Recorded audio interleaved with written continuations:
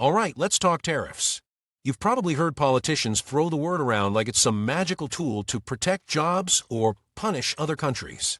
But what if I told you tariffs are actually taxes on you, the consumer? Yep, not the foreign companies, not the government, you. And today, I'm going to prove it. By the end of this video, you'll see exactly how tariffs sneak into your everyday purchases and quietly drain your wallet. Sound crazy? Stick around because I promise you'll never look at tariffs the same way again. China speaking out against the president this morning, vowing to retaliate if he does impose that additional 10% tariff on that country's goods next week. Let's get more from Eunice Yoon in Beijing. Eunice, we're getting some comments from Macron in France saying he didn't get much hope on tariffs when he was visiting in the last few days. What is the word from China? Well, the word from China is that the Chinese government is threatening to take what it described as all necessary measures. So this is unlike earlier this month when China vowed corresponding countermoves to President Trump's February 4th 10% tariffs. So immediately after those tariffs had kicked in, China had come up with its own actions. So these included counter tariffs, export curbs on critical minerals, a blacklisting, as well as flagging a probe into individual U.S. companies. And these were seen as relatively mild, but that they sent a message of what Beijing could do. So our attention right now is very much on trade. The president addressing Mexico and Canada and the tariffs set to go on next week and saying tariffs are scheduled to go into effect on March 4th, and they will indeed go into effect as scheduled. On China, China will likewise be charged an additional 10% tariff on that date. The April 2nd reciprocal tariff date will remain in full force and effect. Let's try and make some sense of all of this. Anne-Marie in Washington with the latest. Anne-Marie. Jonathan, I'm trying to make sense of this as well because, of course, the pause on Canada and Mexico were just that, put on pause, but China went through in early February. That 10% on China went through, and there was just the pause on Canada and Mexico. The president making it very clear in this Truth Social post that they will go into effect on March 4th. Then there's this additional line, which I think is going to cause a little bit of confusion. China will likewise be charged an additional 10% tariff on that date.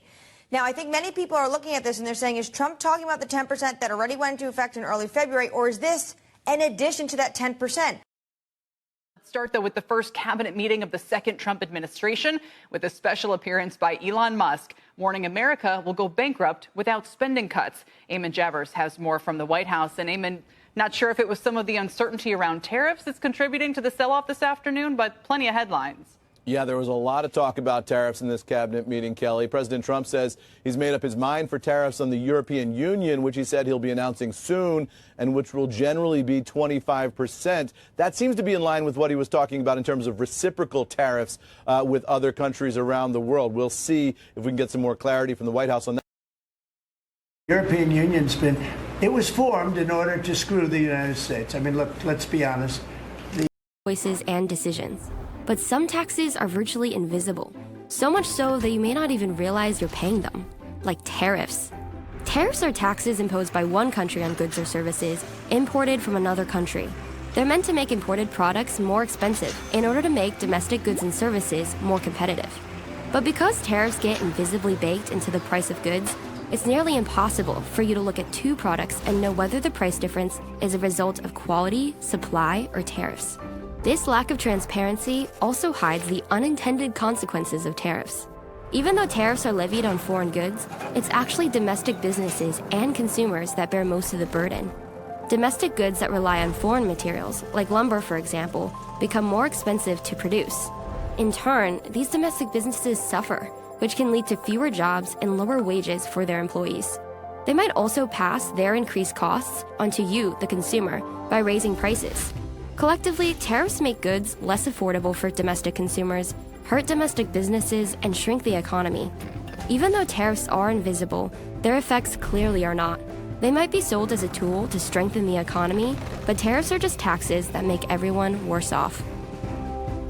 A tariff is a tax. It's a tax on Americans who buy foreign products.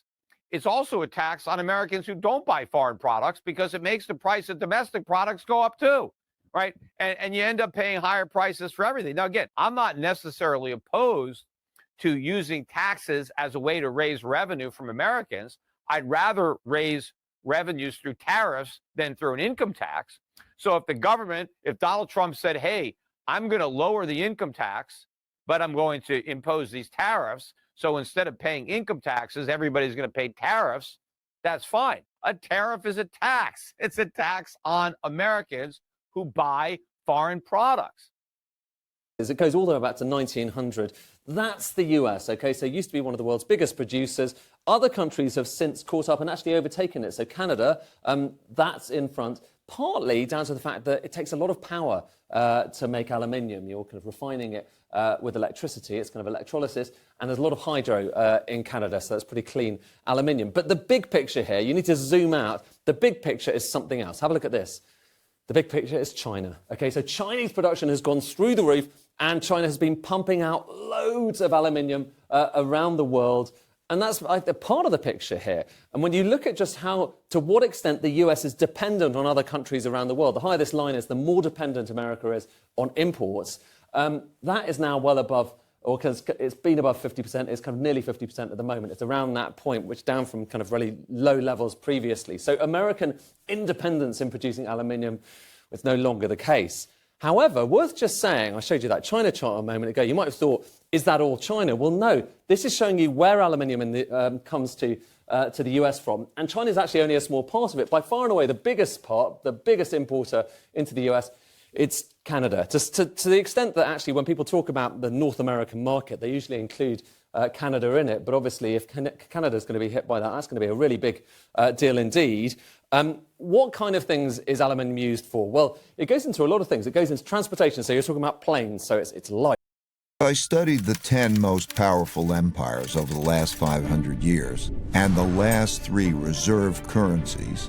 It took me through the rise and decline of the Dutch Empire and the guilder, the British Empire and the pound, the rise and early decline in the United States Empire and the dollar, and the decline and rise of the Chinese Empire and its currencies, as well as the rise and decline of the Spanish, German, French, Indian, Japanese, Russian, and Ottoman empires, along with their significant conflicts, as measured in this chart.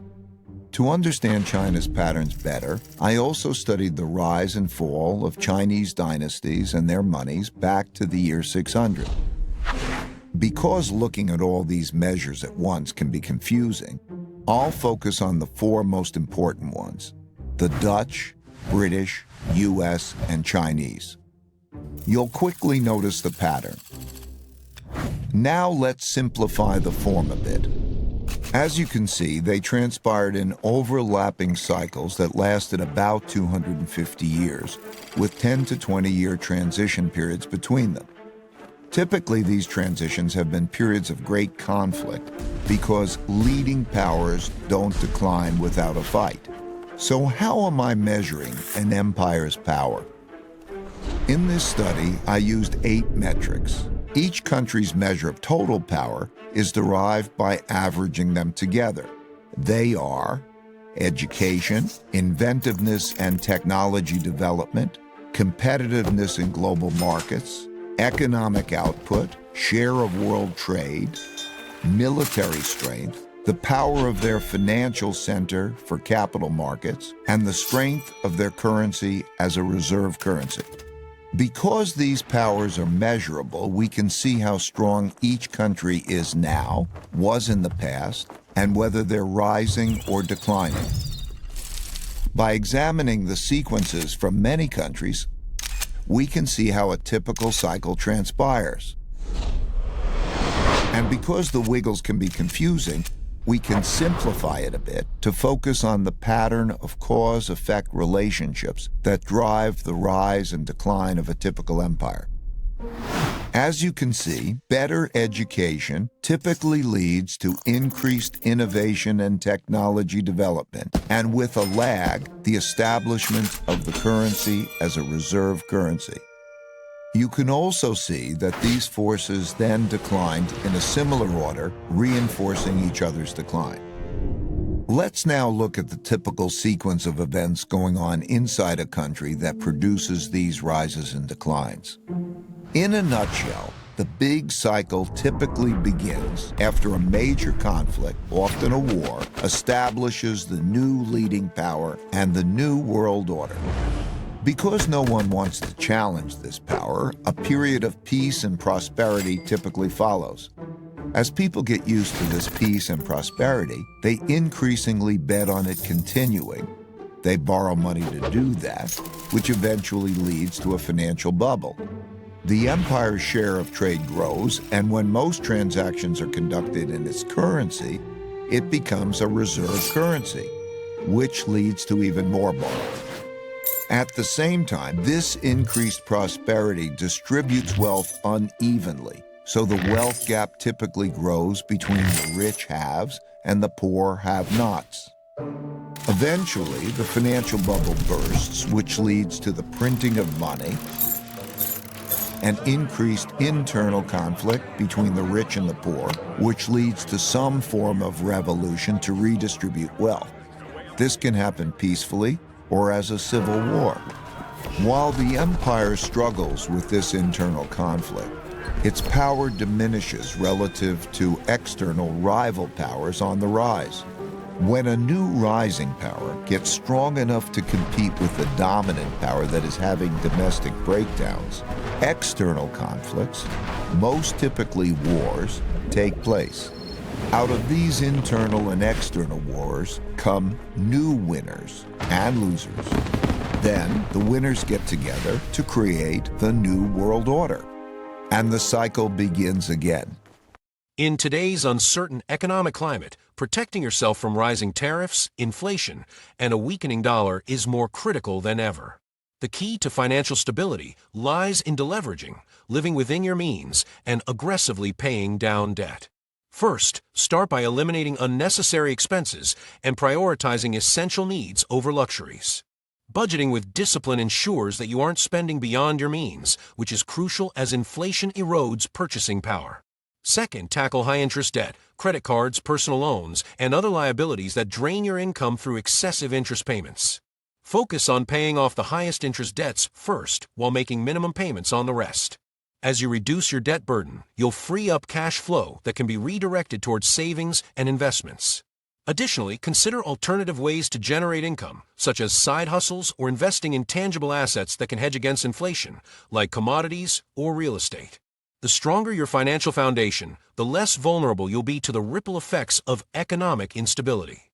By living within your means, eliminating debt, and making smart financial choices, you can build resilience against the rising costs caused by tariffs and inflation, ensuring long-term financial security and independence.